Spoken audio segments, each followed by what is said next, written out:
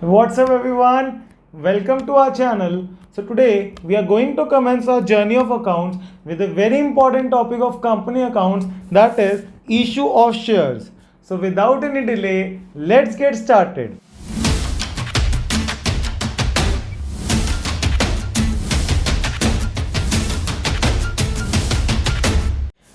देखो सर, किसी भी बिजनेस को करने के लिए जो सबसे पहली रिक्वायरमेंट होती है उस बिजनेस में सर वो होती है कैपिटल की।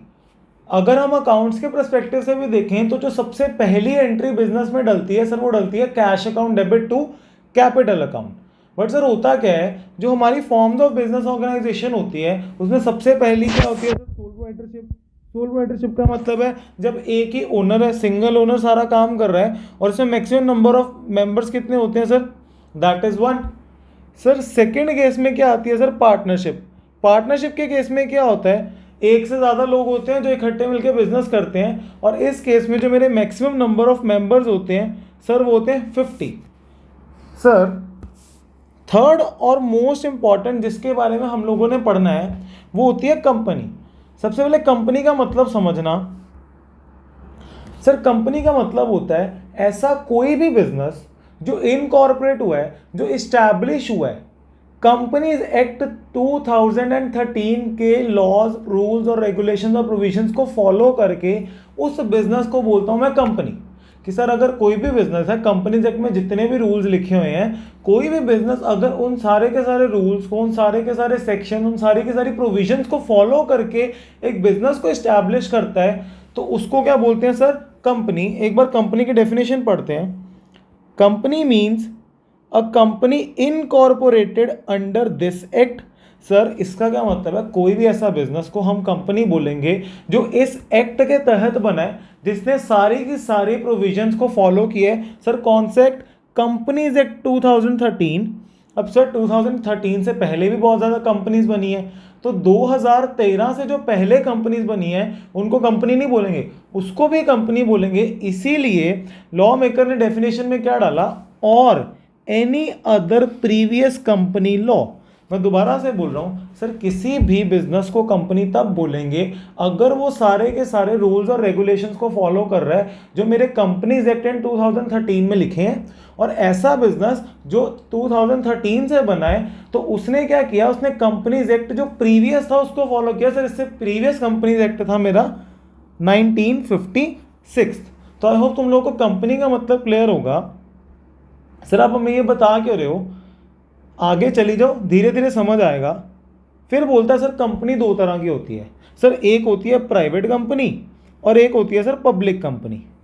सर प्राइवेट कंपनी के अंदर क्या होता है, there is a limit on the number of members और मैक्सिमम नंबर ऑफ मेंबर्स जो हैं सर वो कितने हो सकते हैं, 200। और पब्लिक कंपनी के केस में क्या होता है, there is no limit on the number of members. और जो अगर limit on the number of members नहीं है तो एक बात को समझो, सोल प्रोप्राइटरशिप, पार्टनरशिप और प्राइवेट कंपनी के केस में क्या है, there is a limit on the number of members.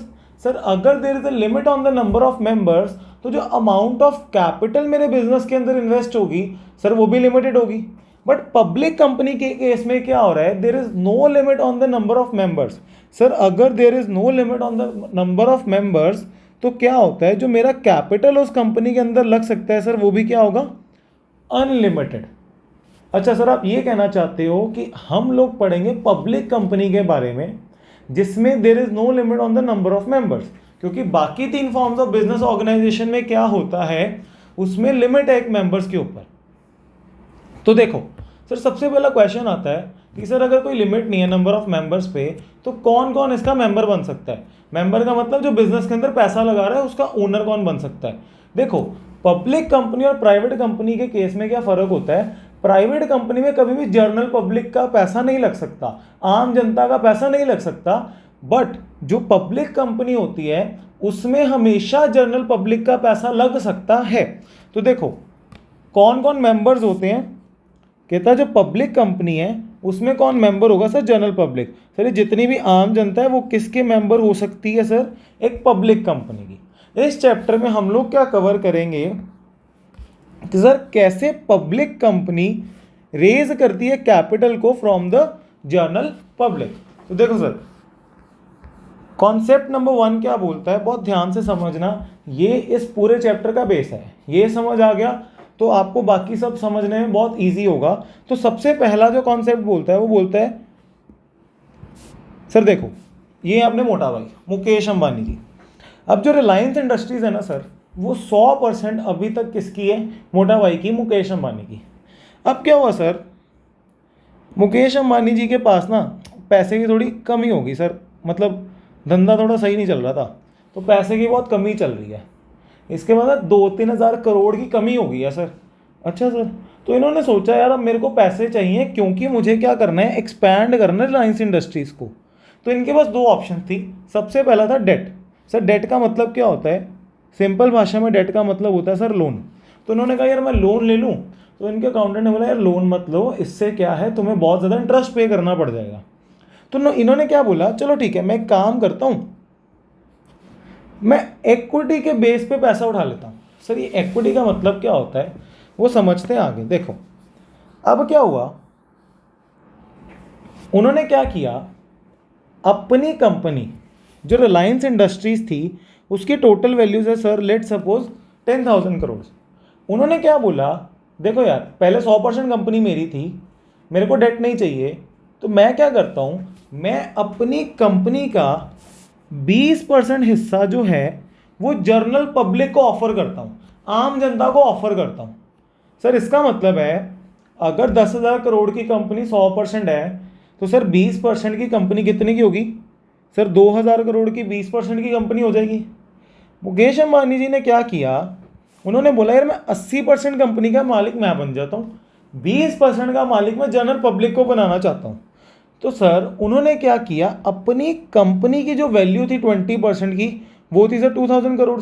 अब एक बात बताओ, क्या एक इंसान 2,000 करोड़ रुपया दे सकता है? नहीं सर, एक इंसान कैसे 2,000 करोड़ दे देगा। तो उन्होंने क्या किया, इस 2,000 करोड़ को छोटे छोटे डिनोमिनेशंस में बांट दिया, छोटी छोटी फ्रैक्शंस में बांट दिया, जिसका नाम क्या रखा, shares. Sir value of 20% companies 2,000 crore which will be divided in small denominations called shares. उन्होंने क्या किया, देखो 2,000 करोड़ के 20% कंपनी थी, तो उन्होंने क्या बोला, लेट सपोज एक शेयर अगर मेरा 10,000 रुपये का है, तो कंपनी ने क्या किया, जर्नल पब्लिक को ऑफर कर दिए 20 लाख शेयर्स अपनी कंपनी के। अच्छा सर आप ये कहना चाह रहे हो कि 20% कंपनी वो जनरल पब्लिक को ऑफर करना चाह रहे हैं कि 20% की ओनरशिप जनरल पब्लिक ले सकती है, और जनरल पब्लिक में से 20,000 करोड़ कोई एक इंसान तो दे नहीं सकता, इसलिए हमने उस 20,000 करोड़ को छोटे छोटे पार्ट्स में बांट दिया, जिसका क्या नाम रख दिया सर, शेयर्स। तो रिलायंस इंडस्ट्रीज ने क्या किया, ये जो हमारी 20,000 शेयर्स को इशू कर दिया, देखो ये 20,000 शेयर्स को उन्होंने इशू कर दिया और इसको किसको दे दिया, जनरल पब्लिक को। अब जनरल पब्लिक में से लोग शेयर्स को खरीदेंगे और उस पर्टिकुलर परसेंटेज के क्या बन जाएंगे सर, ओनर। सर इस वे से कोई भी कंपनी क्या करती है, वो जनरल पब्लिक से पैसा उठाती है। तो देखो क्या हुआ सर, ये 20% कंपनी थी 2,000 करोड़ की, तो मुकेश अंबानी जी को क्या मिल गया सर, पैसा मिल गया इनको, ये खुश हो गए। तो कंपनी जनरल पब्लिक ने इन्होंने क्या दे दिया सर, 2,000 करोड़, और इसके बदले में उन्होंने जनरल पब्लिक को क्या दे दिया सर, अपनी कंपनी के शेयर्स। तो आई होप तुम लोगों को ये क्लियर होगा कि कैसे कोई भी कंपनी पैसा रेज करती है जनरल पब्लिक से। अब सर आप एक बात बताओ, ये ठीक है कंपनी को तो पैसे की रिक्वायरमेंट थी तो उसने शेयर इश्यू कर दिए, जो जनरल पब्लिक में से लोग हैं सर, वो लोग को शेयर्स को खरीदेंगे। देखो 2-3 रीजन बताता हूँ शेयर्स को खरीदने के। और सर जिन जिन लोगों को ये शेयर मिल जाएगा ना, उसको हम बोलेंगे उस कंपनी का शेयर होल्डर। तो देखो the person to whom the shares are allotted become the members, या शेयर होल्डर्स, या the owners of the company, ये तीनों एक ही टर्म्स हैं। अब सर अगर इन लोगों को शेयर्स मिल जाएंगे तो इनको फ़ायदा क्या होगा, देखो सबसे पहला जो इनको फ़ायदा होगा सर वो होगा डिविडेंड। सर डिविडेंड का मतलब क्या होता है, part of profit of the company. Sir देखो एक बात को समझो, अगर ये 20% के ओनर बन गए, तो अगर कंपनी ने 100 रुपया कमाया, तो 20% की ओनरशिप तो जनरल पब्लिक है, तो ये 20 रुपये को क्या कर देंगे, जनरल पब्लिक में बांट देंगे। तो इससे क्या होगा कि जो भी शेयर होल्डर है उसको क्या मिलेगा सर, डिविडेंड मिलेगा, part of a profit of a company मिलेगा। सर सेकंड केस में क्या मिलेगा? सर ओनरशिप, मैं कंपनी का ओनर बन गया कि जब मेरे को शेयर अलॉट हो गए तो सर मैं रिलायंस इंडस्ट्रीज का ओनर बन गया, मेरे पास वोटिंग पावर है। तो सर सेकंड क्या मिलेगी? Sir ownership. सर थर्ड और मोस्ट इंपॉर्टेंट जो होगा ना सर, वो कौन सा होगा? Benefit of increased market price of shares. अब सर ये मार्केट प्राइस ऑफ शेयर्स क्या होता है, ये 2 मिनट रुको, उसके बाद समझाता हूं। तो ये 3-4 मोटे मोटे फायदे हैं जो किसी भी शेयर होल्डर को मिलते हैं अगर उसको कंपनी के शेयर्स मिल जाते हैं। तो आई होप तुम लोगों को एक बेस क्लियर होगा कि क्यों कंपनी अपने शेयर्स को ऑफर करती है और कैसे जनरल पब्लिक उन शेयर्स को लेती है। कॉन्सेप्ट नंबर 2 क्या कहता है कि कुछ बेसिक टर्म्स हैं। सर पहली टर्म तो सेम है, कंपनी का मतलब क्या होता है? So the company means a company incorporated under this act, that is companies act 2013 और any other previous company law. Sir second definition बोलती है शेयर्स की।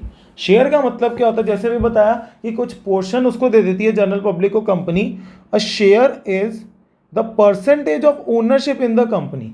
कि अगर मैं बोल रहा हूँ कि मैं रिलायंस इंडस्ट्रीज का शेयर होल्ड कर रहा हूँ तो मेरे शेयर्स के बेस पे मेरे पास कुछ परसेंटेज होगा उस कंपनी का, that can be as small as 0.001%। Sir एक नई टर्म है, उसको क्या बोलते हैं sir? Share capital. Sir share capital का मतलब क्या होता है? देखो, अगर जो 20% कंपनी है, जो 20% की ओनर जनरल पब्लिक बन गई, जब उस 20% की ओनर जनरल पब्लिक बन गई तो वो कंपनी को पैसा दे रही है। सर वो 20% जो है सर वो ओनर्स हैं कंपनी के। तो अगर कोई भी पैसा ओनर कंपनी के अंदर लगाएगा तो उसको क्या बोलता हूँ सर? कैपिटल। बट क्या है, सारा का सारा पैसा एक इंसान ने लगाया कैपिटल? नहीं सर, ऐसे तो बहुत ज़्यादा लोगों हैं, लाखों करोड़ों लोग हैं। तो ये जो है इसको बोलते हैं शेयर कैपिटल, कि ये सारा पैसे में कुछ हिस्सा लोगों का, कुछ शेयर है इस पूरे के पूरे कैपिटल ऑफ द कंपनी में। तो सर ये तीनों टर्म्स का मतलब क्लियर हो गया। अब क्या पढ़ते हैं कॉन्सेप्ट नंबर 3 में, आईपीओ और एफपीओ क्या होता है। देखो सर, सबसे पहला जो हमारा केस है दैट इज योर आईपीओ। इसको बोलते हैं initial public offering. Sir initial public offering का मतलब क्या होता है? कभी भी कोई भी कंपनी जब प्राइवेट कंपनी होती है ना, अगर वो प्राइवेट कंपनी से पब्लिक कंपनी में कन्वर्ट होना चाहती है तो वो लाइफ में पहली बार जनरल पब्लिक को शेयर्स को ऑफर करती है, जिसको हम बोलते हैं इनिशियल पब्लिक ऑफरिंग। इनिशियल का मतलब होता है जिंदगी में सबसे पहली बार, तो उसको क्या बोलते हैं? Initial public offering. तो देखो, इनिशियल पब्लिक ऑफरिंग का मतलब होता है मेकिंग एन ऑफर और inviting the public in general for the first time to subscribe the shares is known as the IPO और द इनिशियल पब्लिक ऑफरिंग। देखो sir real life में कैसे होता है, ये एक कंपनी है ड्रीम फॉक्स नाम की। अब ये पब्लिक कंपनी में कन्वर्ट होना चाहती है, इसने अपना आईपीओ लॉन्च किया, इसने क्या किया, जनरल पब्लिक को अपने शेयर्स दिए और इसने देखो क्या क्या बोला। ये कंपनी ने बोला कि इशू साइज का मतलब होता है उसको कितने पैसे चाहिए। ये कंपनी बोलती है मेरे को 562 करोड़ रुपीस चाहिए। कंपनी बोलती है अगर तुम्हें मेरे बिजनेस में इन्वेस्ट करना है ना तो जो मिनिमम इन्वेस्टमेंट तुम्हें करनी पड़ेगी दैट इज योर 14,168, और इसके बदले में मैं तुम्हें अपनी कंपनी के क्या कर दूंगी सर? 46 शेयर्स को अलॉट कर दूंगी। तो इसको बोलते हैं आईपीओ, जब लाइफ टाइम में सबसे पहली बार जो कंपनी होती है वो जनरल पब्लिक से पैसा उठाती है। अच्छा सर, अगला कॉन्सेप्ट क्या है? एफपीओ का। एफपीओ का क्या मतलब होता है sir? Further public offering. Further public offering का मतलब क्या होता है? देखो नाम में ही बोल रहा है फर्दर का मतलब है इनिशियल पब्लिक ऑफरिंग हो गई, अब कंपनी को 10-15 साल बाद फिर पैसे की रिक्वायरमेंट है तो कंपनी ने दोबारा जनरल पब्लिक से पैसे मंगवाए, उसका नाम कर दिया further public offering. FPO is an additional issue of shares after the IPO. तो सर आईपीओ भी सिमिलर वे में इशू होता है जैसे कोई भी, एफपीओ भी सिमिलर वे में इशू होता है जैसे कोई आईपीओ होता है। तो देखो ये रुचि सोया नाम की कंपनी है जिसका उन्होंने एफपीओ लॉन्च किया, उसने क्या बोला मेरे को टोटल कितना पैसा चाहिए सर? 4300 करोड़। सर आप ये कहना चाहते हो कि इस कंपनी का पहले आईपीओ हो चुका है? The answer is yes. इन्होंने क्या किया, 4300 करोड़ को इनको चाहिए थे, इन्होंने बोला कि तुम मेरे कंपनी में एक शेयर में 650 का दूंगी और इसके बदले में तुम्हें कितने शेयर्स मिलेंगे सर? 21 शेयर्स। तो इस वजह से कंपनी क्या करती है, आईपीओ और एफपीओ मार्केट में इशू करती है। अच्छा सर एक बात बताओ, एक दिमाग में ना डाउट आ रहा है कि अब रिलायंस इंडस्ट्रीज़ है सर, वो तो 50 साल पुरानी 60 साल पुरानी कंपनी है, तो सर एक बात बताओ, इसका आईपीओ और एफपीओ तो शायद हम तब पैदा भी नहीं हुए होंगे जब इसका आईपीओ एफपीओ आया होगा। क्या अब हम इसके शेयर्स कभी ले ही नहीं सकते? क्योंकि उस टाइम पे जो लोग थे उन्होंने शेयर्स ले लिए, क्या अब हम इसका शेयर बाय कर सकते हैं? तो देखो कॉन्सेप्ट नंबर 4 यही डाउट को क्लियर करता है। कॉन्सेप्ट नंबर 4 क्या बोलता है, देखो सबसे पहले जब कंपनी ने आईपीओ या एफपीओ किया तो उन्होंने जनरल पब्लिक को शेयर्स दे दिए और उनसे पैसा ले लिया।